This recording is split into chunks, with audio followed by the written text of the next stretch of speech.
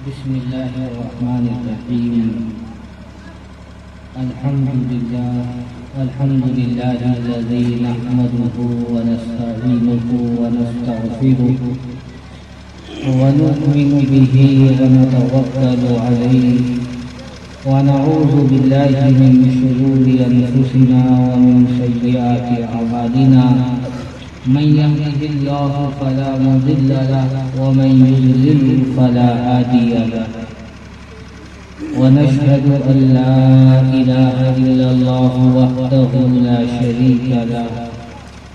ونشهد أن سيدنا وسندنا ومولانا محمد وبارك وسلم تسليما كثيرا كثيرا. أما بعد فقد قال الله تبارك وتعالى في كلامه المجيد والفرقان الحميد: أعوذ بالله من الشيطان الرجيم. بسم الله الرحمن الرحيم. لا تحرك به لسانك لتعجل به إن علينا جمعه وقرآنه فإذا قرأناه فاتبع قرآنه ثم إن علينا بيانه. وقال النبي صلى الله عليه وسلم: خيركم من تعلم القرآن وعلمه.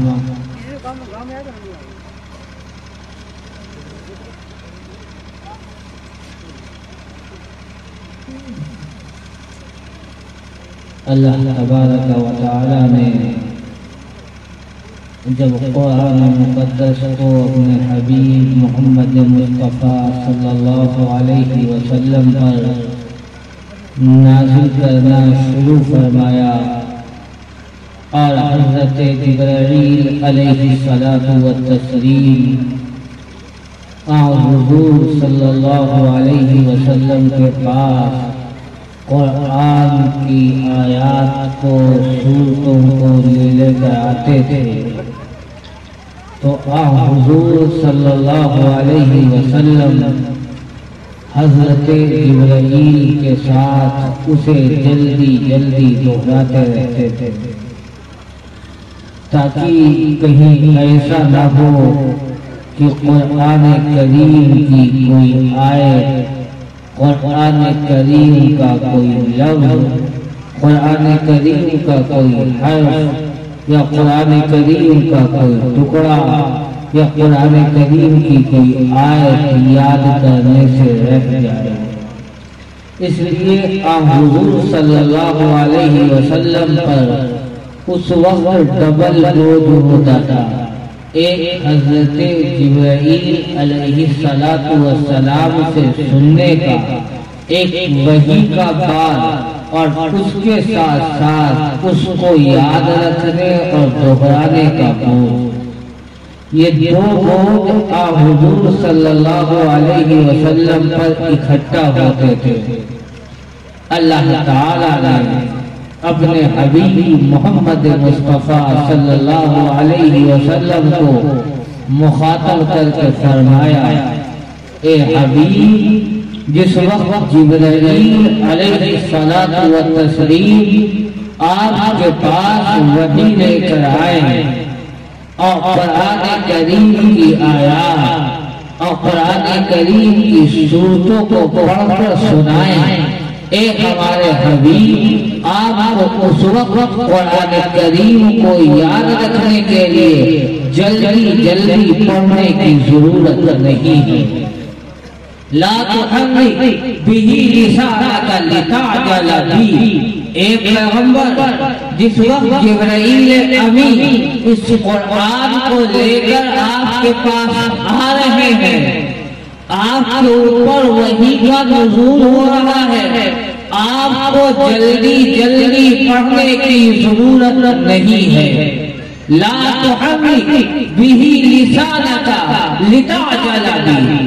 اے پیغمبر، آپ کیوں پڑھتے ہیں؟ اس لیے کہ قرآن کا کوئی لفظ رہ نہ جائے، قرآن کی کوئی آیت یاد رہنے سے یاد رہنے سے محفوظ نہ رہے اور قرآن کا کوئی حرف حفاظت سے رہ جائے گا تو قرآن کے اگر اس اندیشے سے آپ قرآن کو جبرائیل امین کے ساتھ جلدی پڑھتے ہیں تو یاد رکھیے ہم آپ سے وعدہ کرتے ہیں ان علینا جمع کہ اس قرآن کو ہم باقی رکھیں گے. ان علینا جمع یہ قرآن باقی رہے گا، اس کا ایک لفظ سلامت رہے گا، اس کا ایک حرف باقی رہے گا، اس کی ایک آیت محفوظ رہے گی، اس کی ایک صورت رہے گی. کوئی قرآن میں ترمیم نہیں کر سکتا، قرآن کو کوئی بدل نہیں سکتا. صبح قیامت تک قرآن بدستور سلامت رہے گا. اے اللہ کے حبیب ہم آپ سے وعدہ کرتے ہیں ان علینا جمع، اے محمد مصطفیٰ ہمارا وعدہ ہے کہ قرآن صبح قیامت تک اس طرح محفوظ رہے گا جس طرح آپ پر قرآن صحرائے عرب میں اتارا جا رہا ہے. لوگ لاکھ دعوے کریں، لوگ لاکھ کوششیں کریں کہ قرآن کو بدل دیا جائے. لوگ خواہ کوٹوں کے اندر جا کر، عدالتوں کے اندر جا کر یہ اپلیکیشن دائر کریں کہ قرآن کو تبدیل کیا گیا، قرآن کو لکھنے کے اندر بدل دیا گیا. لیکن اے محمد مصطفیٰ یہ قرآن جس طرح تھا اس طرح باقی رہے گا. ہاں قرآن جس طرح نازل ہوا اس طرح سلامت رہے گا. کسی کے کہنے سے قرآن بدلا نہیں جا سکتا.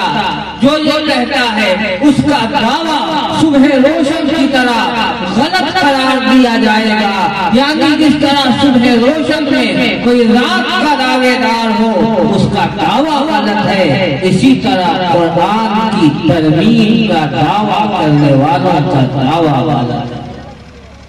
اے پیغمبر اس قرآن کی حفاظت کا ذمہ ہمارے اوپر.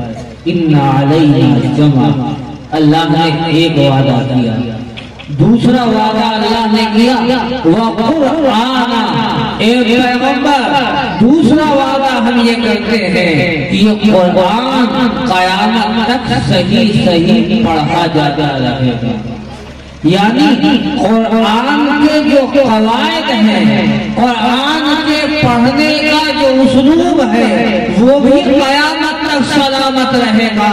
صرف قرآن کے الفاظ محفوظ نہیں رہیں گے، صرف قرآن کی آیات محفوظ نہیں رہیں گی، صرف قرآن کے حروف محفوظ نہیں رہیں گے. اے محمد صلی اللہ علیہ وسلم ہم آپ سے وعدہ کرتے ہیں کہ قرآن کا پڑھا جانا بھی سلامت رہے گا اور صبح قیامت کا قرآن اپنے قواعد اور آداب کی رعایت کے ساتھ پڑھا جاتا رہے گا. آپ کا کام کیا ہے اے پیغمبر؟ آپ کا کام ہے فَإِذَا قَرَأْنَاهُ فَاتَّبِعْ قُرْآنَهُ. جب ہم اس قرآن کو پڑھیں تو آپ اس کے بعد اسے لوٹا دیا کیجیے. فَإِذَا قَرَأْنَاهُ فَاتَّبِعْ قُرْآنَهُ. جب ہم اس قرآن کو پڑھیں تو آپ اس قرآن جو ہم نے پڑھا اس کو لوٹا دیا کیجیے. اس آیت کے ذکر میں ابن عطیہ جو ایک عظیم مفسر ہیں اور علماء جانتے ہوں گے کہ ابن عطیہ کی تفسیر کی خصوصیت یہ ہے، ہر ایک مفسر کی اپنی خصوصیت، ہر مفسر کا اپنا ایک مقام ہے. کسی کے اوپر کسی رجحان کا غلبہ اور کسی پر کسی رجحان کا غلبہ. ابن عطیہ کی تفسیر کی خصوصیت یہ ہے کہ ابن عطیہ قرآن کے اندر پوشیدہ اشارات کی وضاحت بہت پختہ انداز سے کرتے ہیں اور وہ پوشیدہ نکات کو بہت وضاحت سے بیان کرتے ہیں. یہ ابن عطیہ کی خصوصیت. ابن عطیہ اس آیت کے ضمن میں تحریر فرماتے ہیں کہ اللہ فرما رہا فَإِذَا قَرَأْنَاهُ فَاتَّبِعْ قُرْآنَهُ کہ اے پیغمبر جب ہم قرآن کو پڑھیں تو آپ اس پڑھے ہوئے کو لوٹا دیا کیجئے۔ پڑھتا اللہ تو نہیں تھا، پڑھتے تو جبرائیل تھے۔ اللہ کے حبیب کے پاس آ کر پڑھنے والے اللہ نہیں ہیں، اللہ کے حبیب کے پاس آ کر پڑھنے والے جبرائیل ہیں، اور اللہ یہ نہیں کہہ رہا فَإِذَا قَرَأَهُ جبرائیل کہ جب جبرائیل پڑھے تب آپ اسے لوٹا لیجئے۔ اللہ کہہ رہا ہے فَإِذَا قَرَأْنَاهُ فَاتَّبِعْ قُرْآنَهُ جب ہم قرآن کو پڑھا کریں تو آپ اسے لوٹا دیا کیجئے۔ ابن عطیہ لکھتے ہیں اللہ یہ بتانا چاہتا ہے کہ جس وقت معلم قرآن پڑھاتا ہوتا ہے اور اس کے سامنے پڑھنے والے اس کو پڑھتے ہوتے ہیں تو در حقیقت وہ نہیں پڑھتا، وہاں اللہ کا استعداد، اللہ کا خوف اور اللہ کی معیت اور اللہ کی توجہ محمود ہوتی ہے، اور پڑھنے والے اور سننے والے کو یہ خیال ہونا چاہیے کہ جو قرآن ہم پڑھ رہے ہیں یہ در حقیقت ہم نہیں پڑھ رہے ہیں، یہ اللہ پڑھ رہا ہے۔ ابن عطیہ لکھتے ہیں کہ قرآن کے پڑھنے والوں اور پڑھانے والوں کو یہ یاد ہونا چاہیے، اور اللہ قرآن کے پڑھنے والوں اور پڑھانے والوں کو شکر کی توفیق عطا فرمائے کہ جس وقت وہ قرآن کو پڑھتے اور پڑھاتے ہیں اس وقت در حقیقت اللہ ان کے ساتھ موجود ہوتا ہے، اللہ کی خصوصی توجہات کا وہ مرکز ہوتے ہیں، اللہ کی خصوصی رحمتوں کا نزول و ورود ان پر ہوتا ہے۔ فَإِذَا قَرَأْنَاهُ فَاتَّبِعْ قُرْآنَهُ اور اللہ نے تیسری ذمہ داری ثُمَّ إِنَّ عَلَيْنَا بَيَانَهُ کہ اے پیغمبر ہماری تیسری ذمہ داری ہے کہ ہر زمانے میں اور ہر دور میں اور ہر حالات میں ہم ایسے علماء ربانیین کی جماعت دیں گے جو قرآن کو ان حالات کے مطابق، قرآن کے ان اشارات کے مطابق حالات کو سمجھیں گے اور امت کی رہنمائی کریں گے۔ قرآن میں ہر دور کے حالات کے جو اشارات ہیں وہ علماء ربانیین قرآن کے ان اشارات کو سمجھیں گے اور حالات کو اس کے تناظر میں سمجھ کر حالات کے مسائل کو حل کریں گے۔ ایسے علماء ربانیین بھی ہم ہر دور میں دیتے رہے ہیں۔ لہذا اے حبیب ہم آپ سے 3 وعدہ کرتے ہیں۔ ایک وعدہ یہ کرتے ہیں ان علینا جمع کہ قرآن قیامت تک باقی رہے گا، وقرآن اور یہ قرآن قیامت تک صحیح پڑھا جاتا رہے گا۔ اور تیسرا وعدہ اللہ نے فرمایا ثم ان علینا بیانا اور ہر دور میں اس کی صحیح وضاحت کرنے والے علماء ربانیین موجود ہیں۔ جب یہ مضمون ہمارے سمجھ میں آیا اگلی بات ہم سمجھانا چاہتے ہیں اللہ نے جو اپنے حبیب محمد رسول اللہ صلی اللہ علیہ وسلم سے یہ 3 وعدے دیے کہ قرآن کے الفاظ بھی محفوظ رہیں گے، قرآن صحیح پڑھا بھی جائے گا اور قرآن کی صحیح وضاحت کرنے والے علماء ربانیین بھی موجود رہیں گے۔ اللہ کے ان 3 وعدوں کی تکمیل کا جو مظہر ہے، اللہ کے ان وعدوں کے تکمیل کا جو نظام چل رہا ہے اور اللہ کے ان وعدوں کی تکمیل کا جو اسباب کے درجے میں وجود ہو رہا ہے، وہ وجود ہو رہا ہے مدارس اسلامیہ۔ وہ اس نظام کی تکمیل کا ذریعہ ہے مدارس اسلامیہ۔ خدا کے اس وعدے کی تکمیل کا ذریعہ ہے مکاتب دینیہ، جن کے ذریعے اللہ اپنے حبیب سے کیے ہوئے وعدوں کو پورا کر رہا ہے۔ کیا ہوتا ہے مدارس میں؟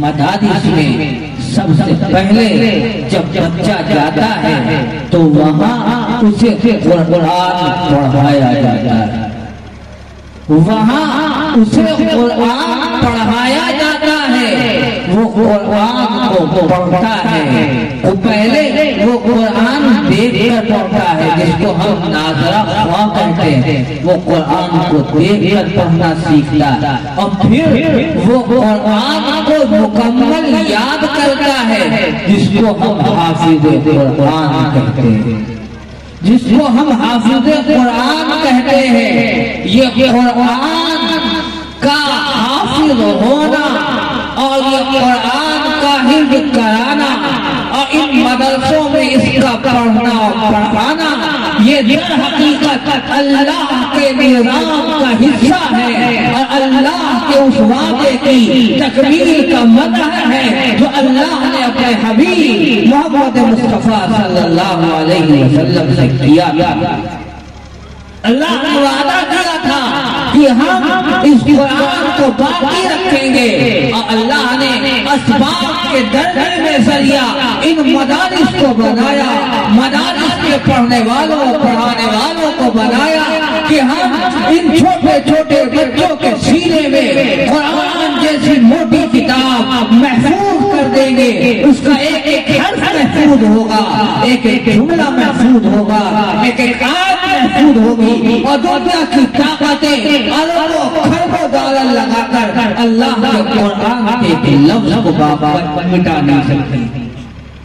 آپ اپنے ایک گھر والی کا آیا ہوا ہے خط یاد نہیں رکھ سکتے، آپ اخبار کا ایک صفحہ بلفظی یاد نہیں رکھ سکتے، لیکن یہ قرآن کے دیگر معجزات میں سے ایک معجزہ یہ ہے کہ ایک چھوٹا سا بچہ 8 اور 9 سال کا ایک چھوٹا بچہ وہ پورے قرآن کو اپنے سینے میں محفوظ رکھ رہا ہے، اور دنیا کی طاقتیں اس کو بدلنا چاہتی ہیں، لیکن وہ چھوٹا بچہ انہیں ٹھوکتا ہے کہ نہیں، میں رب کے قرآن میں یہ ہے، تم اس کو غلط قرار نہیں دے سکتے۔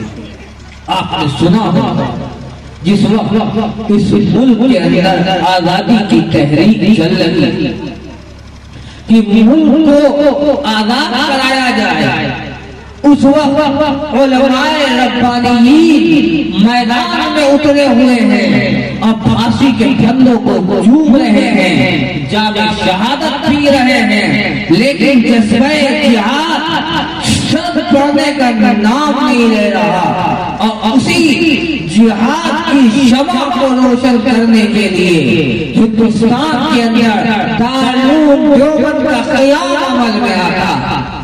دارالعلوم دیوبند کا قیام عمل میں اسی لیے آتا ہے کہ اس ہندوستان کی سرزمین پر مسلمانوں کے ایمان کا تحفظ ہو، اور میں پورے شرح صدر کے ساتھ علماء کی موجودگی میں اور پورے حالات کے اوپر ایک طائرانہ نظر ڈالتے ہوئے یہ بات کہنے کی جسارت کر رہا ہوں کہ اس ملک کے اندر جو اسلام آج بھی لاکھ کوششوں کے باوجود صحیح صورت میں موجود ہے، یہ دین ہے مدارس اسلامیہ ہندیہ کی، اور ان کا مرکز ہے ازہر ہند دارالعلوم دیوبند۔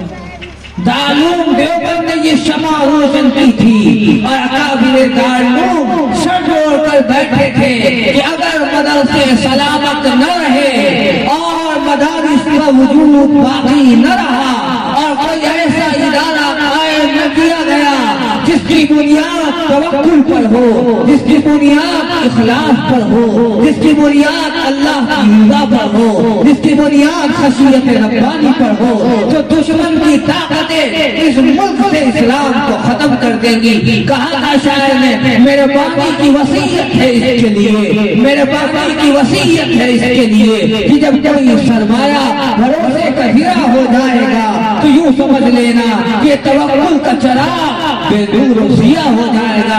ان فاقہ کشوں نے، ان بھریا نشینوں نے فاقہ کر کے اس ملک کے اندر مسلمانوں کے دین و ایمان کے تحفظ کے لیے دارالعلوم دیوبند کا قیام کیا ہے، اور پھر تعلق سے ایک دوسرا दूसरे से तीसरा, तीसरे से चौथा, और फिर पूरे मुल्क में मदारिस इस्लामिया का ऐसा जाल फैल गया है कि आज अल्लाह का शुक्र है, अल्लाह का एहसान है कि इन मदारिस के बरकत से इस्लाम जिंदा है, कुरान के हुफ़ाज़ पूरे ज़मीन पर मौजूद हैं। और मैं पूरे वसूख के साथ ये बात कहता हूँ कि रमज़ान के आने के मौके पर मसाजिद कम हो जाती है, हुफ़ाज़ की तादाद बढ़ जाती है, हुफ़ाज़ ज़्यादा है, मदारिस कम और मसाजिद कम है। ये देन है मदारिस इस्लामिया इंडिया की, वरना अभी ताज़ा तरीन रिपोर्ट अकाबिर ने मुझे बताई और तबलीग की जमात के अकाबिर ने बताई, ये कहा कि हमने पिछला सफर सूडान के करीब एक मुल्क में किया, पूरे मुल्क में सिर्फ एक हाफिज है, पूरे मुल्क में हाफिज नहीं, पूरे मुल्क में हाफिज नहीं, एक हाफिज है। अरे हम मसाजिद में गए, मसाजिद में सूरतें पढ़ी जा रही, कुरान का पढ़ने वाला नहीं, पूरा कुरान तरावी में पढ़ने वाला पूरे मुल्क में कोई नहीं। मैंने कहा कि आपके यहाँ तरावी क्यों नहीं होती? कहा कि हमारे मुल्क में कोई कुरान का हाफिज नहीं है। अल्लाह अल्लाह, कुरान का हाफिज नहीं, का फिर कहा कि एक हाफिज है जिनकी उम्र 70 साल।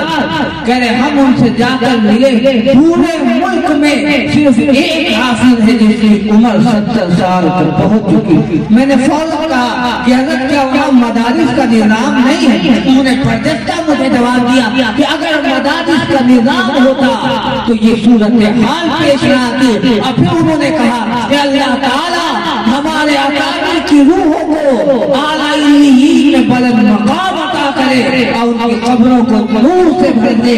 जिनकी दूर रस निगाह ने ये देखा था कि अगर ये फुकरा की जमात अपने पेट पर पत्थरों को बांध कर और जमीन पर बैठ कर क़ाल अल्लाह व क़ाल रसूल के नग़मे बुलंद नहीं करेगी तो इस मुल्क में भी ईमान का नाम लेने वाला कोई बाकी नहीं रहेगा। सूरत हाल बदल जाएगी। मैं याद कर रहा था कि अल्लाह ने तो ये वादा किया कि हम कुरान को बचाएंगे, इसका जरिया असबाब के दर्जे में ये मदारिस इस्लामिया, वरना चाहा तो गया था कि इस मुल्क से इस्लाम और कुरान को खत्म कर दिया जाए। जिस वक्त मुल्क में आजादी का सूर फूका गया और बड़े बड़े दानिश्वरान ने ये तजुर्बा किया और जायजा लिया कि इस मुल्क में आखिर कौन सी वो ताकत है जो ताकत मुसलमानों के जज्बे जिहाद को सर दे रही है। तहकीक और रिपोर्ट पेश की गई कि मुसलमानों से कुरान छीन लो, मुसलमानों से कुरान छीन लो। कुरान जब इनके पास से चला जाएगा तो फिर इनसे आपके लिए हुकूमत को छीनना, जज्बे जिहाद को खत्म करना, अय्यारी को आम करना, फहाशी को फरोग देना आसान हो जाएगा। चुनांचे अदालत और अंग्रेज हुकूमत ने ये फैसला किया कि इस मुल्क से कुरान को गिन कर जला दिया जाए, कुरान को उठाया जाए, जला दिया जाए। एक अफसर और अंग्रेजी अफसर का बयान जो उसको इस हुक्म पर मामूल किया गया। चुनांचे वो जा रहा और कुरान को जला रहा, एक इलाके में पहुंचा ताकि वहां से कुरान को जमा करे और जलाए। वहां के नवाब साहब की उस अंग्रेज अफसर से दोस्ती थी। वजह मालूम की क्यों आए? कहा कि हमें इस ड्यूटी पर लगाया गया कि हम कुरान जमा करें और जलाएं। कहा बहुत अच्छा काम, लेकिन जब आप हमारे गांव में हमारे इलाके में आए हैं तो हमारी चाहत है कि एक वक्त का खाना हमारे यहाँ खा लें। उसने कहा बहुत अच्छी बात, तैयार हो गया खाना खाने के लिए। उसने दावत की और खाना खिलाया। अब जब खाना खा लिया तो नवाब साहब ने कहा, हुजूर सरकार, हमारा कल्चर ये है और हमारे यहाँ का दस्तूर ये है कि जब कोई हमारे घर खाना खाता है तो हम उसको اپنے بچے سے قرآن پڑھ کر سنواتے ہیں۔ ہمارا کلچر یہ ہے، آپ نے ہمارے یہاں کھانا کھایا لہذا آپ کو بھی اب بیٹھ کر قرآن سننا پڑے گا۔ اب بیچارہ کرتا نہ تو کیا کرتا؟ اس نے کہا بہت ٹھیک۔ انہوں نے چند بچوں کو جمع کیا، اس میں سے ایک بچے نے قرآن پڑھنا شروع کیا۔ وہ قرآن پڑھ رہا، اس انگریز افسر نے اسے ٹوکا کہ تم صحیح نہیں غلط پڑھ رہے، آیت یوں نہیں یوں ہے، جملہ اس طرح نہیں اس طرح ہے۔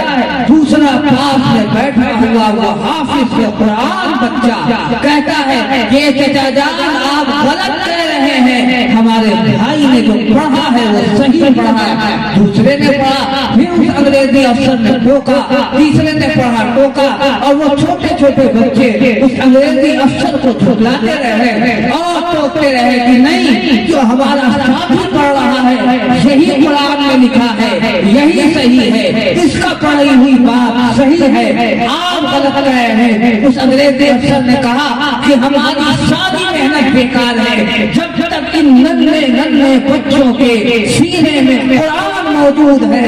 قرآن کے بابوں کو جلا کر، قرآن کے نسخوں کو آگ لگا کر ہم قرآن کو ہندوستان کی سرزمین سے مٹا نہیں سکتے۔ اللہ نے اپنے وعدے کا ظہور کیا، ہم نے آپ سے وعدہ کیا ہے کہ اب قرآن کو باقی رکھیں گے، ان چھوٹے چھوٹے بچوں کو ان مدارس کو اس قرآن کی حفاظت کا ذریعہ بنایا ہے۔ اور ایک بڑی عجب حضرت الامام شاہ ولی اللہ محدث دہلوی رحمت اللہ علیہ نے لکھی، عجب بات لکھی۔ حضرت شاہ ولی اللہ محدث دہلوی رحمت اللہ علیہ فرماتے ہیں کہ جس طرح دنیا میں کام کرنے والے اپنے اپنے اوزاروں کی حفاظت کرتے ہیں، لوہار ہے، اس لوہار کے کچھ اوزار ہوتے ہیں، وہ لوہار ان اوزاروں کی حفاظت کرتا ہے۔ کوئی سنار ہے، اس سنار کے کچھ اوزار ہوتے ہیں، وہ سنار اپنے اوزاروں کی حفاظت کرتا ہے۔ کوئی بڑھئی ہے، اس بڑھئی کے کچھ اوزار ہوتے ہیں، وہ اپنے اوزاروں کی حفاظت کرتا ہے۔ اسی طرح معمار ہے، اس معمار کے کچھ اوزار ہوتے ہیں، وہ معمار اپنے ان اوزاروں کی حفاظت کرتا ہے، انہیں بچاتا ہے سردی اور گرمی سے، انہیں بچاتا ہے دھوپ اور پانی سے، انہیں بچاتا ہے چوری سے اور ڈکیتی سے، انہیں بچاتا ہے دشمن کی تلوار سے، انہیں بچاتا ہے تند و تیز ہواؤں سے، انہیں بچاتا ہے نگاہ بد سے، اور ان کی حفاظت کر کے رکھتا ہے، کیونکہ جانتا ہے ہمارے کاروبار کا ذریعہ یہ اوزار ہے۔ حضرت شاہ صاحب لکھتے ہیں کہ اللہ نے اپنے حبیب سے قرآن کی حفاظت کا جو وعدہ کیا ہے، اس حفاظت کے اوزار یہ حافظ قرآن ہیں۔ اس طرح ایک بڑھئی، ایک سنار، ایک معمار اپنے اوزار کی حفاظت کرتا ہے، اسی طرح اللہ ان حاملین قرآن کی، اس حافظین قرآن کی، ان عاملین قرآن کی حفاظت کر کے دکھائے گا۔ تم جو تیز ہواؤں میں حفاظت کرے گا، بغاوت کی آندھی میں حفاظت کرے گا، دشمنی کی لہروں میں حفاظت کرے گا، اللہ حفاظت کر کے دکھائے گا۔ اللہ نے کل بھی دکھایا ہے، آج بھی اللہ حفاظت کر کے دکھا رہا ہے۔ لاکھ سرسرے چلے گی لیکن اللہ اپنے نبی سے کیے ہوئے وعدوں کے درمیان اس قرآن کی حفاظت کر کے دکھائے گا، کیونکہ اللہ نے وعدہ کیا ہے ان علینا جمع۔ اے اللہ آپ کیسے حفاظت کریں گے؟ اللہ نے کہا کہ ہم حفاظت کرنے پر قادر ہیں، اور سن لو ہم ان اسباب کے بھی محتاج نہیں ہیں۔ اسباب کیسے بن جائیں، لیکن اگر ہم نے یہ طے کر لیا ہے کہ ہمیں حفاظت کرنا ہے تو ہم قرآن کی حفاظت کر کے دکھلائیں گے۔ اور اللہ تعالیٰ اس کے مظاہر بھی پیش کرتا ہے، اس کے نمونے پیش کرتا ہے۔ آپ نے تاریخ کو پڑھا ہو تو آپ جانتے ہیں کہ جب روس کے اندر 1920 میں انقلاب آیا اور اس 1920 میں روس کی سرزمین، اور جب ہم روس بولے تو وہ روس مراد ہوتا ہے جو جس کے اندر بخارا، سمرقند، تاشقند اور بڑے بڑے علمی مراکز قائم تھے، جہاں امام بخاری پیدا ہوئے اور بخاری لکھی گئی، جہاں امام مسلم پیدا ہوئے مسلم لکھی گئی، جہاں امام ترمذی پیدا ہوئے ترمذی لکھی گئی، جہاں علامہ جلال اللہ زمخشری کا مدرسہ قائم تھا، جہاں میر تقی شریف جانی درس دیتے تھے، جہاں بڑے بڑے اولیاء پیدا ہوئے، اس روس کی سرزمین کی بات کرا کہ جب 1920 میں روس کی سرزمین پر پابندی لگی کہ اب وہاں قرآن کی تعلیم نہیں ہو سکتی، کسی مدرسہ مسجد میں اذان نہیں دی جا سکتی، کوئی مسلمان اپنا اسلامی نام نہیں رکھ سکتا، کوئی مسلمان ہو تو رہے، اس پر کوئی پابندی نہیں، لیکن اس کا نام عبداللہ نہیں ہو سکتا، اس کا نام عبد الرحمن نہیں ہو سکتا، اس کا نام محمد نہیں ہو سکتا، اس کا نام احمد نہیں ہوتا، اب مسجد کے منبروں سے آذان کی صدا نہیں لگ سکتی، اب مسجد کے محرابوں سے سورہ فاتحہ کی تلاوت نہیں ہو سکتی، اب مسجد کے صحن میں کوئی دیوانہ سجدہ نہیں کر سکتا۔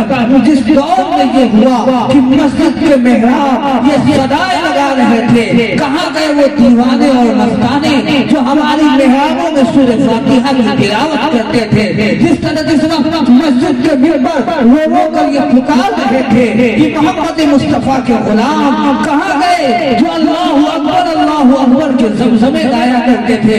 جس وقت مسجد کے صحن یہ چیخ رہے تھے، وہ دیوانے اور وہ مستانے کہاں گئے جو ہمارے صحن میں شبیدار بن کر، تہجد گزار بن کر، گرم گرم آنسوؤں کو بہا کر اپنے رب کو راضی کیا کرتے تھے؟ آج سب مٹ گئے، سب کو مار دیا گیا، جو علماء میدان میں اترے انہیں شہید کر دیا گیا یا ملک بدل کر دیا گیا، جو جہاد کے میدان میں اترے انہیں جیل کی سلاخوں کے پیچھے ڈال دیا گیا۔ اس روس کی سرزمین پر یہ حکم نافذ ہو گیا جس کے گھر میں قرآن کا ایک صفحہ مل جائے اسے 10 سال جیل تو مشقت گزارنی پڑے گی، جس کے گھر میں قرآن مل جائے یعنی قرآن کا پورا نسخہ مل جائے اس کو عمر قید کی سزا ہوگی یا تختہ دار پر چڑھا دیا جائے گا۔ یہ حال روس کی سرزمین میں ہوا اور 1920 کے بعد اسی وقت کہ ایک عربی رسالے نے ایک واقعہ لکھا اور دل دہلانے والا واقعہ، کاش کہ ہمارے سینے میں جگر دل ہو اور ہمارا جگر کے اندر خون ہو تو احساس ہوگا۔ اس وقت ایک واقعہ چھپا، آپ کے ہندوستان کے 2 نوجوان، چہرے پر داڑھی، سر پر ٹوپی، وہ روس کی سرزمین پر گئے۔ ایک بڑھیا کو دیکھا وہ دروازے سے جھانک رہی، اس بڑھیا نے اشارے سے ان دونوں نوجوانوں کو بلایا جن کی صورت نورانی، جن کا چہرہ چمکتا دمکتا، جن کے چہرے سے یہ لگ رہا کہ یہ محمد رسول اللہ کے غلام، انہیں بلایا اور بلانے کے بعد اس بوڑھی عورت نے یہ کہا کہ اے میرے بچوں، میں تڑپ رہی ہوں، میرا دل چاہ رہا ہے کہ تم یہ کہہ دو کہ آپ میری ماں ہیں، میری دل کی تمنا ہے کہ ایک مرتبہ تم اپنی زبان سے یہ بات کہو کہ آپ میری ماں ہیں۔ ان بچوں نے کہا کہ اماں آپ میری ماں ہیں، بتائیں کیا حکم ہے؟ اس ماں کی آنکھوں سے آنسو جاری ہوئے اور اس ماں نے کہا میرے بیٹے، جب تم نے یہ کہہ دیا کہ ماں ہے تو ہم تم سے پوچھنا چاہتے ہیں تم کہاں سے آئے ہو؟ ان 2 نوجوانوں نے یہ بتایا کہ ہم ہندوستان کی سرزمین سے آئے ہیں۔ ان ماں نے کہا کہ تم نے ماں مانا ہے اور مذہب اسلام میں یہ حکم ہے کہ ماں کے حکم کی تعمیل کی جائے، اس کی تمناؤں کو پورا کیا جائے، اس کی آرزو کو پورا کیا جائے۔ تو تم میرے بیٹے ہو، میں ماں ہوں، میں ماں ہونے کی حیثیت سے تم سے کہتی ہوں کہ جب تم دوبارہ ہندوستان کی سرزمین سے روس کی سرزمین پر آنا تو قرآن لے کر آنا۔ میں نے سنا ہے قرآن میرے اللہ کی کتاب ہے، قرآن میرے اللہ کی کتاب ہے، لیکن میں نے اس قرآن کے سائز کو بھی نہیں دیکھا کہ قرآن کا سائز کیا ہے، کتنی موٹی ہے، اس میں میرے حضرات نے کیا کہا ہے۔ وہ نوجوان تڑپ گئے، وہ ہندوستان کی سرزمین پر آئے اور دوبارہ واپس گئے، قرآن کو لے کر گئے، اس ماں کو پیش کیا، اس ماں نے قرآن کو ہاتھ میں لیا، اپنے ہونٹوں سے لگایا، آنکھوں سے چمکایا، سر پہ رکھا اور یوں کہا، اے اللہ، ہم اس روس کی سرزمین پر رہتے ہوئے تیرے قرآن کو پڑھ بھی نہیں سکتے تھے، تیرے قرآن کو سمجھ بھی نہیں سکتے تھے، تیرے کلام کے مطالب کو جان بھی نہیں سکتے تھے، اے اللہ اس سرزمین پر رہتے ہوئے ہم تیرے قرآن کو دیکھ سکتے تھے، اے اللہ ہم نے اس قرآن کو دیکھا ہے، اے اللہ اس دیکھنے پہ مغفرت کر دینا۔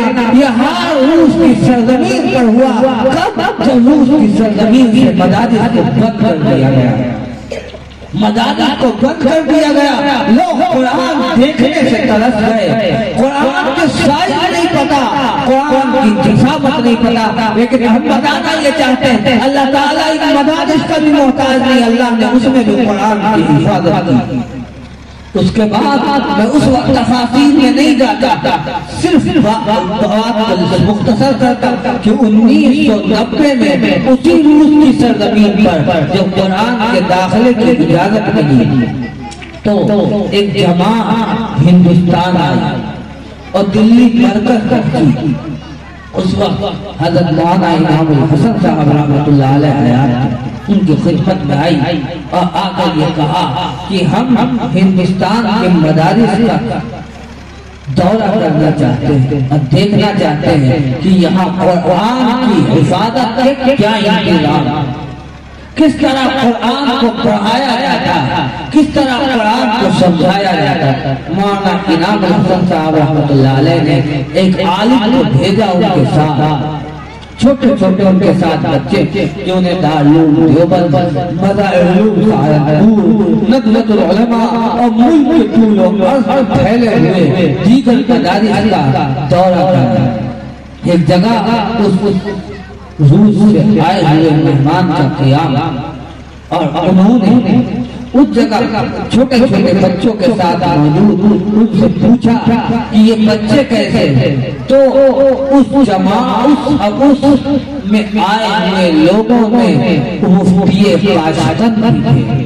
ان مفتی تاشقند نے بتایا کہ میرے ساتھ جو بچے ہیں یہ بچے حافظ قرآن، وہ تنگ رہ رہے روس کی سرزمین پر اور حافظ قرآن، روس کی سرزمین پر اور حافظ قرآن، جہاں قرآن کو رکھنا موت کو دعوت دینا، جہاں قرآن کا پڑھنا تختہ دار کو چومنے کے مترادف، روس کی سرزمین پر یہ چھوٹے چھوٹے بچے حافظ، انہوں نے مفتی تاشقند سے پوچھا یہ کیسے حافظ ہوئے؟ مفتی تاشقند نے کہا کہ اللہ تعالیٰ نے خود وعدہ کیا ہے اِنَّا نَحْنُ نَزَّلْنَا الذِّكْرَ وَإِنَّا لَهُ لَحَافِظُونَ، کہ ہم نے اس کو اتارا ہے، ہم ہی حفاظت کریں گے۔ انہوں نے پوچھا بلا شبہ اللہ کا یہ وعدہ ہے، لیکن اللہ کے وعدے کی تکمیل کا مظہر کیسے کریں؟ اللہ کے وعدے کی تکمیل کی صورت کیا ہوئی؟ تو ان مفتی تاشقند کے آنکھوں سے آنسو جاری ہو گئے، ان کے چہرے سے گرم گرم آنسو گرے اور انہوں نے یہ کہا کہ اللہ تعالیٰ نے اس وقت علماء ربانیین کے دل میں قرآن کے حفظ کی اور قرآن کے حفاظت کی چند تدابیر ڈالی۔ ان میں سے ایک تدبیر جو ہم لوگوں نے اختیار کی وہ یہ ہے کہ ہم نے مصنوعی جنازہ تیار کیا، یعنی ہم مصنوعی جنازہ تیار کرتے تھے اور قبرستان لے کر جاتے اور اس قبر کو کھود کر موم بتی کی روشنی میں ان بچوں کو قرآن پڑھاتے تھے اور ہمارے دو چار آدمی قبرستان کے گیٹ پر کھڑے رہتے تھے. جب کوئی سرکاری آدمی کو آتا ہوا دیکھتے تھے تو اشارہ کر دیتے تھے.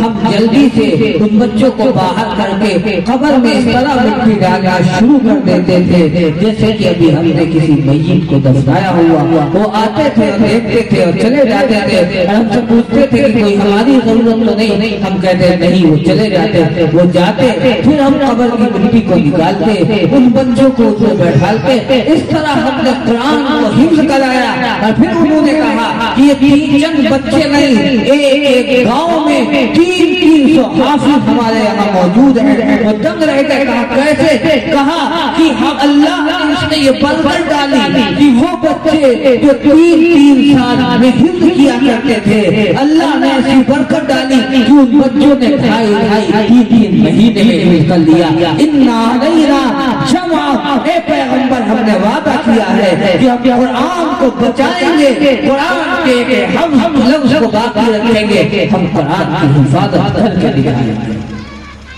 قرآن کی حفاظت کر کے دکھلائیں گے. ہم ان اسباب کی دنیا میں کوئی بھی طریقہ کار اختیار کرے لیکن قرآن محفوظ رہے گا. انجیل بدل گئی, توریت بدل گئی, زبور بدل گئی. اور میں چیلنج کے ساتھ کہتا ہوں, دنیا میں بسنے والے تمام مذاہب کے ماننے والے کوئی بھی اپنی کتاب کے بارے میں یہ دعویٰ نہیں کر سکتا کہ ہماری کتاب اسی طرح موجود ہے جس طرح وہ آئی ہے. لیکن مذہب اسلام کی خصوصیت ہے اور صدقہ ہے محمد مصطفیٰ صلی اللہ علیہ وسلم کا کہ ہمارا چھوٹا سا بچہ بھی سینہ ٹھوک کے یہ بات کہتا ہے کہ میرے آقا احمد مصطفیٰ محمد مصطفیٰ صلی اللہ علیہ وسلم کا جس انداز میں قرآن اترا تھا آج بھی اس کی انداز میں موجود ہے. نہ اس کا ایک لفظ کھٹا ہے نہ بڑھا ہے, نہ ایک حروف کم ہوا ہے نہ زیادہ ہوا ہے, نہ ایک زبر تبدیل ہوا نہ ایک زیر تبدیل ہوا. جس طرح تھا اس طرح ہے اور صبح قیامت تک اس طرح رہے گا.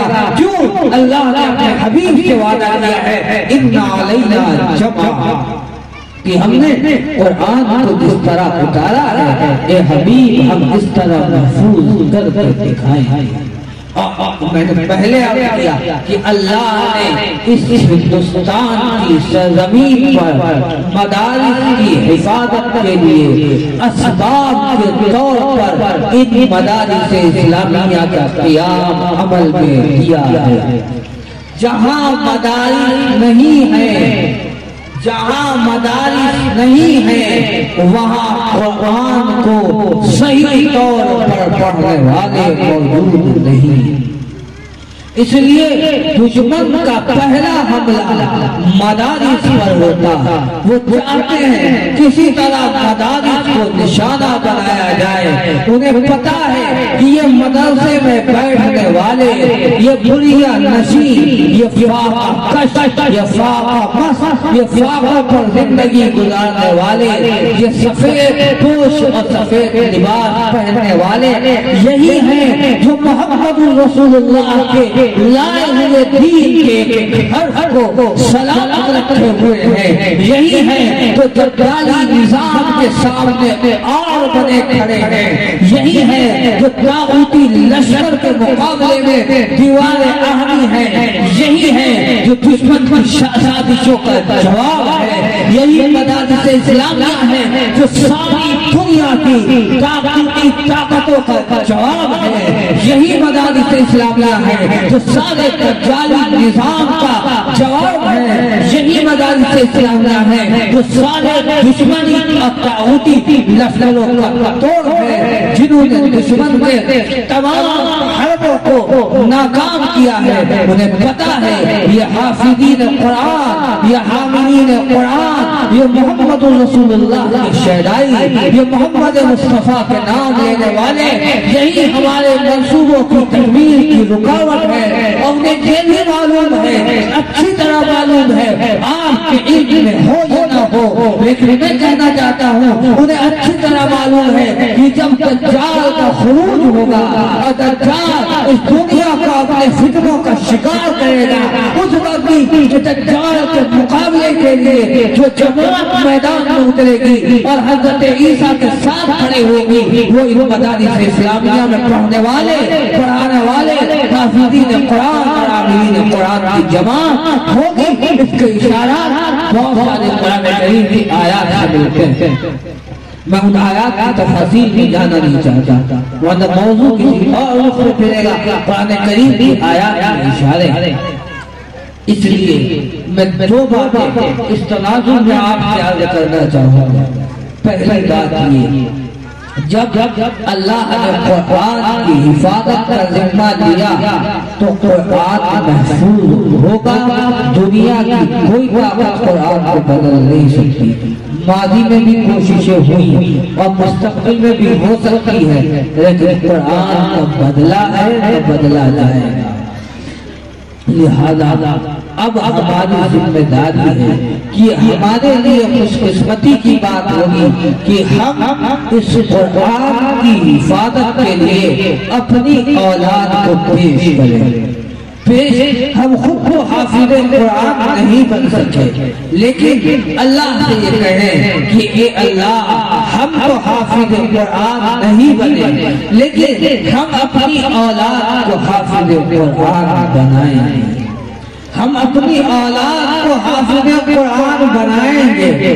یاد رکھیے، میں علماء اور حفاظ سے بھی کہتا ہوں اور آپ سے بھی کہتا ہوں، آپ شکستہ خاطر نہ ہو، آپ اپنے دل کو چھوٹا نہ کریں، آپ مایوسی کا شکار نہ ہو کہ دنیا والے انہیں عزت کی نگاہ سے نہیں دیکھتے، دنیا والے انہیں عظمت کی نگاہ سے نہیں دیکھتے، دنیا والے انہیں وقت کی نگاہ سے نہیں دیکھتے۔ میں کہتا ہوں، وہ دیکھیں یا نہ دیکھیں، آپ یہ کام دنیا والوں کے لیے نہیں کر رہے، آپ یہ کام اس اللہ کے لیے کر رہے ہیں جو احکم الحاکمین بھی ہے، رب العالمین بھی ہے، ہمارا خالق بھی ہے، ہمارا رازق بھی ہے، ہمارا مالک بھی ہے۔ دنیا نادان ہے، دنیا جاہل ہے، دنیا ناواقف ہے۔ ارے دنیا اس وقت دیکھے گی جب کل میدان محشر میں اللہ کے سروں کے اوپر سورج سے زیادہ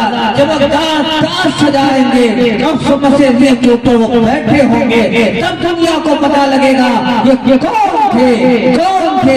ارے حافظ قرآن کے بارے میں درس کی روایت تو عام ہے، ابن ماجہ، سنن ابن ماجہ میں تو ایک روایت یہ بھی موجود ہے کہ حافظ قرآن کل میدان محشر میں 70 لوگوں کی حفاظت کرے، 70 لوگ جن کے جہنم میں جانے کا فیصلہ ہوگا ان کی شفاعت کرے گا۔ وہ کہے گا، اے اللہ میرے ماموں کو بھی معاف کر دیجئے، اے اللہ میرے پتا ذات بھائی کو بھی معاف کر دیجئے، اے اللہ میرے ماموں ذات بھائی کو بھی معاف کر دیجئے، اے اللہ فلاں کو معاف کر دیجئے، اے اللہ اگر ہم اکیلے جنت میں چلے گئے تو دنیا میں تو اس کے ساتھ کھیلا کرتے تھے، اکیلے دل نہیں لگے گا۔ 70 ایسے لوگوں کے جن کی شفاعت حافظ قرآن کل میدان محشر میں کرے گا، جن کے جہنم میں جانے کا فیصلہ ہو چکا۔ یہ سنن ابن ماجہ کی روایت ہے۔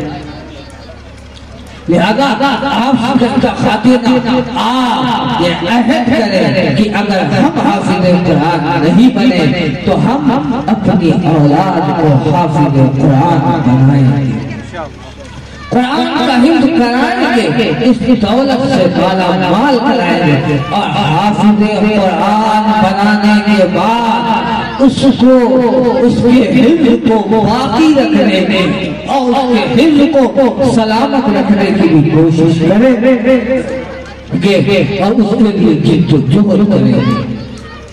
یہ عہد کریں، یہ پہلی ذمہ داری۔ بڑے خوش نصیب ہے وہ والد، بڑے سعادت مند ہے وہ سربراہ جو اللہ کے اس وعدے کی تکمیل کے لیے اپنی اولاد کو پیش کرتے ہیں۔ اللہ کہتا ہے، اے میرے بندے، اے میرے بندے، ہم نے تو اپنے حبیب سے وعدہ کیا ہے کہ ہم قرآن کی حفاظت کریں گے، ہم کو حفاظت کریں گے۔ اے میرے بندے، ہم چنتے ہیں تمہیں، اے میری بندی ہم چنتے ہیں تمہیں، اے نوجوان ہم چنتے ہیں تمہیں، اے بچے ہم چنتے ہیں تمہیں اپنے نبی سے کیے ہوئے وعدے کی تکمیل کے لیے۔ آؤ آؤ، نبی کے کیے ہوئے وعدے کی تکمیل کے لیے اپنے آپ کو پیش کرو. کتنے سعادت مند ہے وہ نوجوان, کتنے سعادت مند ہے وہ بچے, کتنے سعادت مند ہے وہ والدین, کتنے سعادت مند ہے وہ سربراہ جو اللہ کے اپنے نبی سے کیے ہوئے وعدے کی تکمیل کے لیے اپنی اولادوں کو پیش کر رہے ہیں. یہ اللہ کا وعدہ, یہ ہماری سعادت ہے کہ ہم اس وعدے کی تکمیل کے لیے اپنے آپ کو, اپنی اولاد کو, اپنے ماتحتین کو پیش کریں کہ ہم اپنے بچے کو حافظ قرآن بنائیں گے. جب تک حافظ قرآن نہ بنے آپ دوسری توجہ نہ لگے. میں یہ بات پتا نہیں کہہ رہا اور نہ کوئی میری اس بات کے کہنے کا یہ مفہوم نکالے کہ صرف حافظ قرآن بنانا نہیں. آپ اس کے بعد جو چاہے بنائیں, آپ کی مرضی. آپ ڈاکٹر بنائیں, آپ انجینئر بنائیں, آپ پروفیسر بنائیں, جو چاہے آپ بنائیں, لیکن جب بچہ ابتدائی تعلیم مدرسے میں حاصل کرے گا اور اس کی بنیاد قرآن اور حدیث پر تعمیر ہوگی اور اس کا ذہن کی ساکھ قال اللہ و قال الرسول پر چلے گی تو چلنے والی ان ارتداد کی آندھیوں میں اسے کوئی پہلا پھسلا نہیں پائے گا. ورنہ بہت زیادہ خدشات ہیں اور بہت زیادہ خدشات اس لیے ہیں کہ نمونے ہمارے سامنے موجود ہیں کہ ارتداد کی فضا میں پورے کے پورے علاقے بڑھتے چلے جا رہے ہیں. لیکن جس بچوں کی بنیاد مدرسوں میں پلتی اور بڑھتی ہے, جن کی پرورش مدرسوں کی فضا میں ہوتی ہے, تو پھر ان کا ایمان سلب کرنا اور دشمن کے لیے ان کے ایمان کا سودا کرنا آسان نہیں ہوتا. اس موقع پر مجھے واقعہ یاد آیا, میں آپ کو سناؤں اور آپ اندازہ کیجیے. جس وقت گجرات میں زلزلہ آیا, بہت سارے لوگوں کو یاد ہوگا, بھیانک قسم کا زلزلہ, پوری کی پوری بستیاں پلٹ گئیں, آبادیاں ویران ہو گئی, پورے کے پورے علاقے قبرستان بن گئے, سارے کے سارے لوگ اس علاقے کے ختم ہو گئے, کوئی زندہ نہیں بچا. بھیانک قسم کا زلزلہ. اس موقع پر ملک کی بہت ساری رفاقی تنظیمیں کام کرنے کے لیے پہنچی, مسلم تنظیمیں بھی اور دیگر برادران وطن کی دیگر تنظیمیں ہیں وہ بھی, ساری تنظیمیں پہنچی. ایک علاقہ پسماندہ علاقہ, وہاں کے بارے میں مسلمان کچھ تنظیموں کو پتہ لگا کہ وہاں اب تک تعاون نہیں ہوا اور وہاں کوئی خوراک نہیں پہنچی. وہ حضرات کا خود بیان کہ ہم اپنی گاڑی سامان سے لدی ہوئی لے کر پہنچے, لیکن ہمارے پہنچنے سے پہلے ملک کے فرقہ پرست تنظیم کے کچھ نمائندے اسٹیج لگائے ہوئے سامان تقسیم کر رہے ہیں. اس علاقے میں 2 دن ہو چکے تھے, نہ پانی پہنچا, نہ خوراک پہنچی, نہ کوئی کھانے کی چیز پہنچی. جو زندہ بچے تھے وہ 2 دن سے بھوکے پیاسے تھے. اس میں بچے بھی تھے, جوان بھی تھے, بوڑھے بھی تھے, مرد بھی تھے, عورتیں بھی تھے. وہ فرقہ پرست تنظیم کے لوگ اسٹیج لگائے ہوئے سامان دے رہے ہیں. ایک چھوٹا سا بچہ 6-7 سال کا بھی اس لائن میں لگا, وہ کرتا پیجامہ پہنے, سر پر ٹوپی, لائن میں لگا اسٹیج تک پہنچتا. پہنچنے کے بعد اس کا ہاتھ اس اسٹیج کے اوپر تک نہیں جاتا. وہ لوگ اس بچے کو پکڑتے ہیں, اسٹیج کے اوپر اٹھا دیتے, اس کو قریب لاتے ہیں, اس کے ہاتھ پر کھانے کی پیکٹ دیتے اور اس کے ہاتھ میں پانی کا پاؤچ یا بوتل دیتے اور اس کے کان میں چپکے سے کچھ کہتے.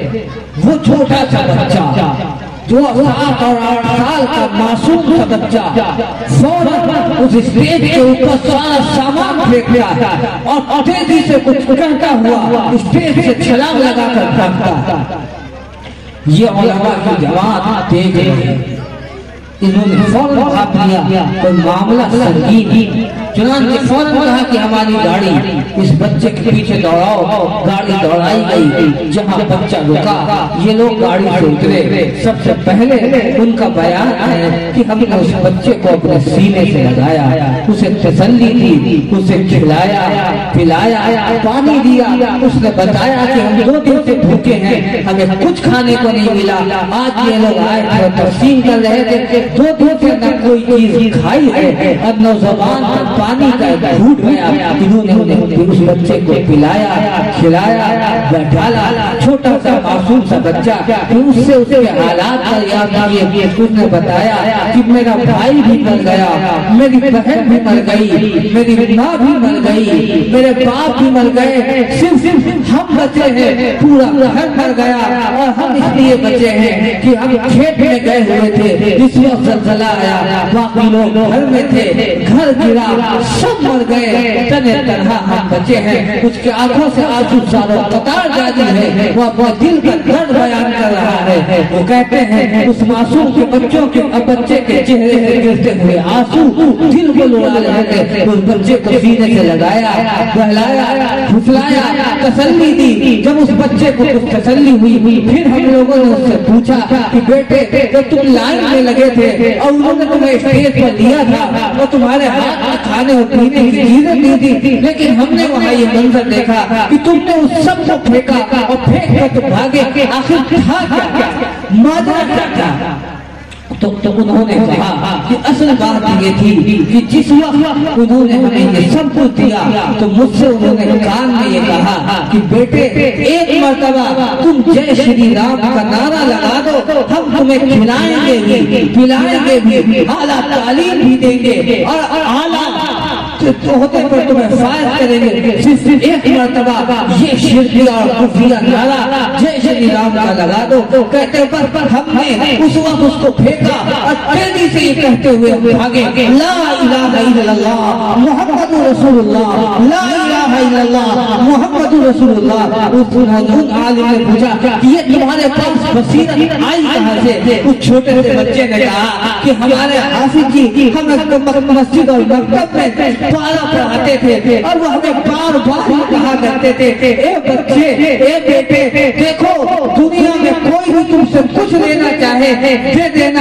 اگر کوئی تم سے تمہارا ایمان لینا چاہے ایمان مت دینا، ایمان لینا چاہے ایمان مت دینا، بیٹے جان کا سودا کر لینا ایمان کا سودا نہ کرنا۔ جس وقت انہوں نے میرے کان میں یہ جملہ کہا دل پر ایک چوٹ لگی اور ایسا لگا کہ ہمارے حافظ کی ہم سے کہہ رہے ہیں تمہارا سب کچھ لٹ گیا، تمہارے باپ مر گئے، تمہاری ماں مر گئی، تمہارے بھائی بہن مر گئے، اب صرف تمہارے پاس ایمان اور محمد رسول اللہ کا لایا ہوا کلمہ باقی ہے۔ اگر تم نے یہ جملہ کہہ دیا تمہارا ایمان بھی چھن جائے گا، ایمان بھی چلا جائے گا۔ ہم نے جلدی سے اسے پھینکا اور ہر اللہ قوت کی بنیاد پر اس ظالم کے سامنے اس دشمن کے سامنے کہا لا الہ الا اللہ محمد رسول اللہ، لا الہ الا اللہ محمد رسول اللہ۔ مجھے خطرہ ہوا کہیں یہ دشمن ہماری غلبت کی وجہ سے ہمارا ایمان بھی نہ چھین لے، ہم سے ہمارے محمد کا لایا ہوا کلمہ بھی نہ چھین لے، اس لیے ہم تیزی سے کہتے ہوئے بھاگے لا الہ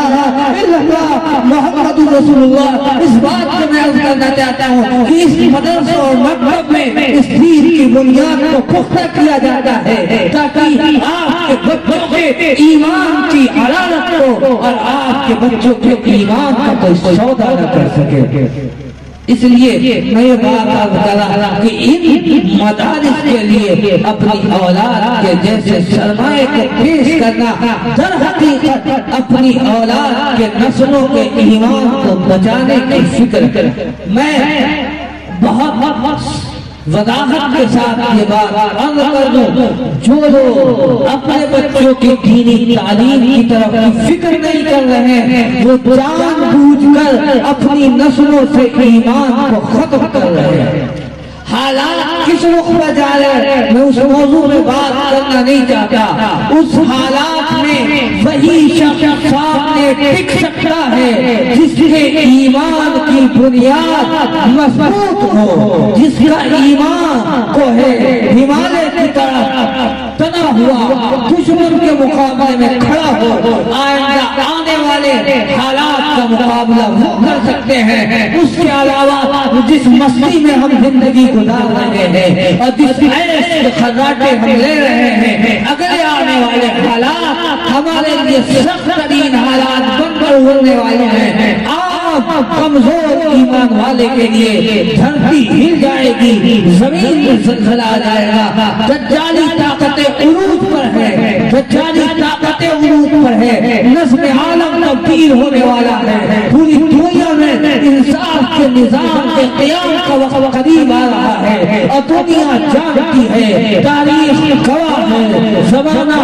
شاہد ہے، جب عدل کا نظام قائم ہوتا ہے تو زمین ظلم سے بھری جاتی ہے اور پوری زمین پر ظلم پھیلتا ہے اور دجالی طاغوتی طاقتیں اس وقت اپنا سب کچھ صرف کرتی ہیں۔ یہ دور ظلم کے عروج کا دور ہے، فتنہ دجال کے عروج کا دور ہے، طاغوتی لشکروں کے عروج کا دور ہے۔ اگر ہم نے اپنی اور اپنے بچوں کے ایمان کی فکر نہیں کی اور اپنے نسلوں کے ایمان کی فکر نہیں کی تو ہم نام کے مسلمان رہیں گے، اللہ کے یہاں ہم شاید ایمان کے ساتھ سلامت نہ رہ سکیں۔ اس لیے ضروری ہے کہ بچوں کی بنیاد ایمانی بنائی جائے، ان کی نشست و پرداخت ایمانی کی جائے اور اس کے لیے بنیادی ذریعہ یہ مدارس اسلامیہ، یہاں یہی کیا جاتا ہے، ایمانی ذہن، ایمانی تشخص اور ایمانی مزاج بنایا جاتا ہے، اور جب مزاج ایمانی بن جائے پھر دنیا کی کوئی طاقت دوسرے کو ایمان چھین نہیں سکتی۔ اس کے یہاں سب سے قیمتی سرمایہ ایمان ہے۔ اس لیے آپ ایک عہد اللہ سے یہ کریں کہ اپنے بچے کو اللہ کے اس وعدے کی تکمیل کے لیے پیش کریں اور اسباب کی دنیا میں جو مدارس قائم ہیں اور آپ کے یہاں اس مدرسے کی سنگ بنیاد ہے، اس کے لیے اپنا ہر طرح کا تعاون پیش کریں۔ اس کے علاوہ جو مدرسہ ہر مدرسے کے لیے آپ اپنا تعاون پیش کریں۔ مدارس کی بقا آپ کے ایمان کی بقا ہے، مدارس کا وجود آپ کے ایمانی تشخص کا وجود ہے، مدارس کا وجود آپ کے نسلوں کے ایمان کی ضمانت ہے، مدارس کا وجود آپ کے آنے والے نسلوں کے اندر دینی وجود کی بقا کا ذریعہ ہے۔ یہ مدارس کا قیام ہے کہ آج ہندوستان کے اندر ایمان اپنی اصلی شکل میں موجود ہے، یہ مدارس کا ذریعہ ہے کہ آج ہمارے چہروں پر داڑھیاں، سروں پر ٹوپیاں، یہ چمچماتے ہوئے چہرے، یہ چمکتے ہوئے چہرے نظر آ رہے ہیں۔ یہ دین ہے مدارس اسلامیہ کی۔ اگر مدارس کا قیام نہ ہوتا اور حضرت نانوتری، حضرت گنگوہی اور دیگر اکابر دارالعلوم کی یہ تحریک ملک کی تحریک نہ چلی ہوتی تو 1947 کو بھول کی بات ہے، 1857 کے اندر ہی ہمارے وجود کو ختم کر دیا گیا ہے۔ یہ ان اکابر کی اس تحریک کا صدقہ تھا کہ اس ملک میں اسلام اپنی اصلی شکل پر موجود۔ آپ کو ایک اور بات بتاؤ، حضرت مفتی تقی صاحب رحمت برکاتہم نے اپنے سفر نامے میں لکھا کہ ایک جگہ عراق کے اندر، جگہ کیا عراق کے اندر سفر پر گئے اور وہاں انہوں نے معلوم کیا کہ پرانے زمانے میں کوئی عالم ہے یا نہیں، تو پتہ لگا کہ ایک دور دراز علاقے میں ایک عالم رہتے، مفتی صاحب رہتے کہ میں ان کے پاس ملنے کے لیے گیا، میں نے ملاقات کی، مجھ سے انہوں نے پوچھا کہ کہاں سے آیا؟ میں نے کہا پاکستان کے شہر کراچی سے آیا، کیا کرتے ہو؟ کہا میرا ایک مدرسہ ہے، اس مدرسے میں کچھ دین کی خدمت کرتا ہوں۔ ان بزرگ نے حضرت مفتی صاحب سے پوچھا کہ اس مدرسے میں کیا پڑھاتے ہیں؟ انہوں نے بتایا کہ یہ پڑھاتے ہیں، تمہارے تعلیم کا نظام کیا ہے؟ انہوں نے بتایا ہمارے یہاں تعلیم کا نظام یہ ہے۔ فرماتے ہیں کہ انہوں نے مجھے، ان کے آنکھوں سے آنسو جاری ہوئے اور انہوں نے ہمیں نصیحت کی، بیٹا اس نظام کو مضبوطی سے تھامے رہنا۔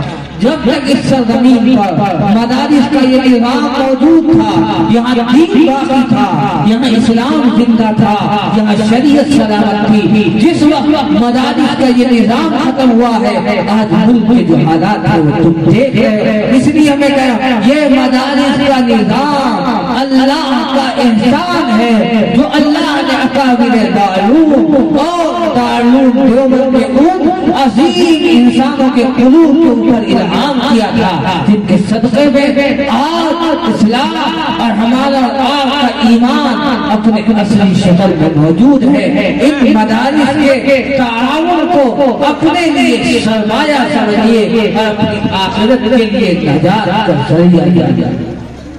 اس لیے کہ اللہ نے ان مدارس کو منتخب کیا ہے اپنے وعدے کی تکمیل کے لیے، جو اللہ تعالیٰ نے اپنے نبی محمد مصطفیٰ صلی اللہ علیہ وسلم سے وعدہ کیا تھا۔ اِنَّ عَلَيْنَا جَمْعًا، کہ ہم نے یہ وعدہ کر رکھا ہے کہ ہم اس قرآن کو پہنچائیں گے، قرآن کا ایک ایک لفظ محفوظ رہے گا۔ اور اللہ نے دوسرا وعدہ کیا تھا وہ قرآن، اور یہ قرآن صحیح پڑھا جاتا رہے گا۔ میں اختصار کے ساتھ عرض کر دوں کہ قرآن آج تک تجوید کے رعایت کے ساتھ پڑھا جا رہا ہے اور صبح قیامت تک پڑھا جاتا ہے۔ ہزاروں قرآن بلکہ لاکھوں قرآن قرآن کو اس کے آداب، اس کی شرائط کی رعایت کے ساتھ پڑھتے ہیں۔ تجوید کے قواعد مرتب ہیں، قرآن تجوید کو پڑھتے اور پڑھاتے ہیں۔ یہ اپنے نبی سے وعدہ جو اللہ نے کیا تھا، اس وعدے کے ذریعہ بھی یہ مدارس اسلامیہ اور تیسرا وعدہ جو کیا تھا، یہاں سے وہ علماء ربانیین تیار ہوں گے جو قرآن کی صحیح وضاحت کریں گے۔ اس کا بھی ذریعہ یہ مدارس اسلامیہ ہے۔ مدارس اسلامیہ یہ اللہ کے ان تین وعدوں کی تکمیل کا ذریعہ ہے۔ جو ان مدارس سے وابستہ ہے یا کسی بھی طرح ان مدارس کا تعاون کرتا ہے، وہ در حقیقت اللہ نے ان تین وعدوں کی تکمیل کا جو مظہر ہے، مدارس اسلامیہ ان کا تعاون کرنے والا در حقیقت اللہ کے اس وعدے کی تکمیل کا مظہر بن رہا ہے۔ اور جس طرح اللہ اپنے وعدے کو پورا کر رہا ہے، تکمیل کے مظہر بننے والوں کی بھی اللہ حفاظت کرے گا۔ اللہ تعالیٰ ہم سب کو اپنے قرآن اور اپنے نبی کی لائی ہوئی شریعت کے ساتھ وابستہ رکھے۔ ملا باقی صحبت سلامت، باقی باتیں انشاءاللہ بات ہوگی۔ میں نے ایک لفظ کی آپ کی خدمت میں وضاحت کر دی کہ اللہ نے یہ وضاحت کی تھی کہ اِنَّ عَلَيْنَا جَمْعًا، ہم اس قرآن کی حفاظت کریں گے۔ اللہ نے کر دی۔ باقی دو والے وہ قرآن وہ پڑھا جائے گا، اور تیسرا والا ثُمَّ اِنَّ عَلَيْنَا بَيَانًا، کبھی موقع ہوا اس کے اوپر تفصیل سے گفتگو کی جائے گی۔ پاک پروردگار عالم سے دعا ہے کہ جو باتیں کہی گئی حق سبحانہ و تعالی ہمیں اور آپ سب کو اس پر عمل کی توفیق عطا فرمائے۔ وآخر دعوانا ان الحمد للہ رب العالمین۔